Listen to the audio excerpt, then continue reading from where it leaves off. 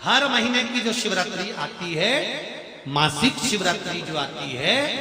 शिव महापुराण तो यहां तक कहती है कि आपका कोई काम अटक रहा है, कोई काम नहीं हो रहा, बहुत परेशान हो गए,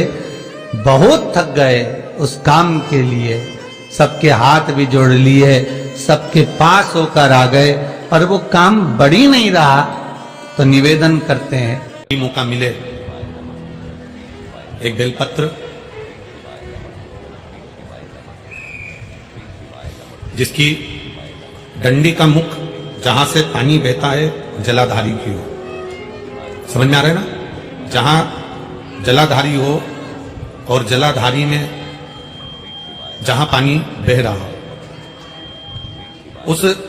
पानी बहने वाली जगह पर डंडी का मुख हो, जलाधारी। आप समझ लो थोड़ा सा, जैसे ये गोल जलाधारी है, ये शिवलिंग है, यहां अशोक सुंदरी है और यहां से पानी बह रहा है। ये डंडी का जो मुख होता है,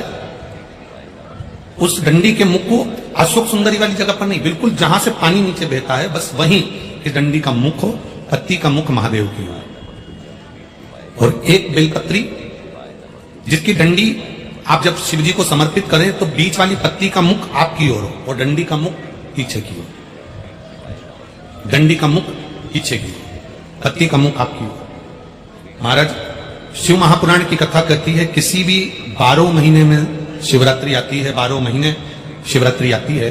किसी भी एक शिवरात्रि पर अगर आप भगवान शंकर के मंदिर में जाकर ये 2 बेलपत्री समर्पित कर दोनों जगह पर पंचजल, मतलब जो कलश आपके पास में है, पानी का लोटा जल का पात्र जो आपके पास में है, तो यहां जो बेलपत्री आपने इस ओर जल पानी बह रहा इस ओर रखी, यहां पर भी 5 बार जल, उसी कलश में से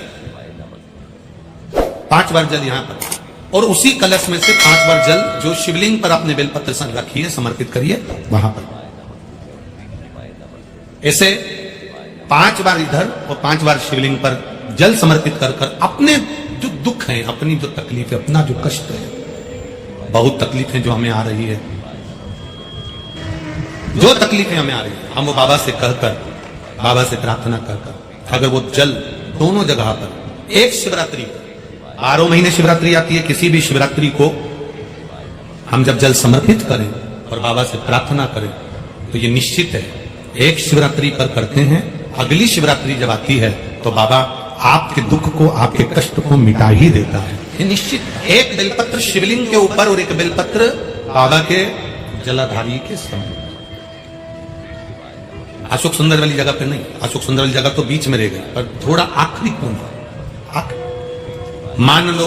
आपका अगर विश्वास दृढ़ है, भरोसा पक्का है, जैसे अभी आपको कथा में कहा कि मन आपने अगर शिव को दे दिया है, दिल भगवान शंकर को दे दिया है और विश्वास अगर पक्का हो गया है और आपने वो जल समर्पित किया है, तो ये निश्चित है अगली जो शिवरात्रि आएगी उस तक बाबा आपके दुख को, कष्ट को काट ही दे। पर विश्वास के साथ फिर निवेदन करेंगे, जल भी चढ़ाओ तो विश्वास के साथ, तपन नहीं होगी।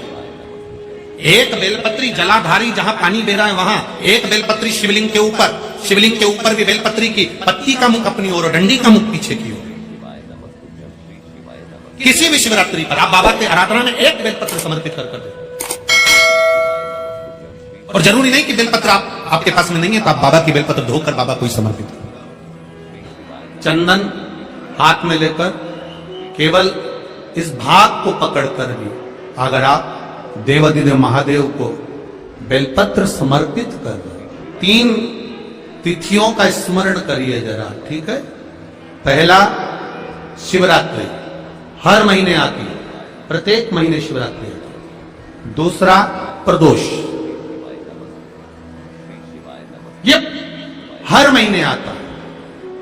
जब आपके हृदय में कभी कोई बात आ जाए कि बाबा आज मेरा मन ये कह रहा है और आपको सुनना है बाबा, आपको स्वीकारना है बाबा, आपको मेरे मन की बात जानना है बाबा, बस हाथ में चंदन लगाया, बेलपत्री का भाग इस तरह से पकड़कर शिव जी से अपने हृदय की बात कहकर, मेरे देवाधिदेव महादेव से दिल से कहकर, अशोक सुंदरी वाली जो जगह होती है आपको बताया है, अशोक सुंदरी का जो स्थान होता है, ये शिवलिंग, यहाँ अशोक सुंदरी की जगह। इस बेलपत्र को अशोक सुंदरी वाली जगह पर, जहां शिवलिंग है, शिवलिंग की साइड पर पहले नंबर की पत्ती का मुख होना चाहिए। बस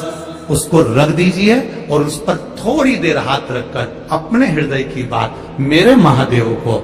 दिल से कहकर आ जाइए। अगला प्रदोष या अगली शिवरात्रि जब आती है, मेरा महादेव आपकी मनोकामना का भाव पूर्ण करता है। ये शिव तत्व है, इसको औघड़ी कहते हैं, औघड़ी,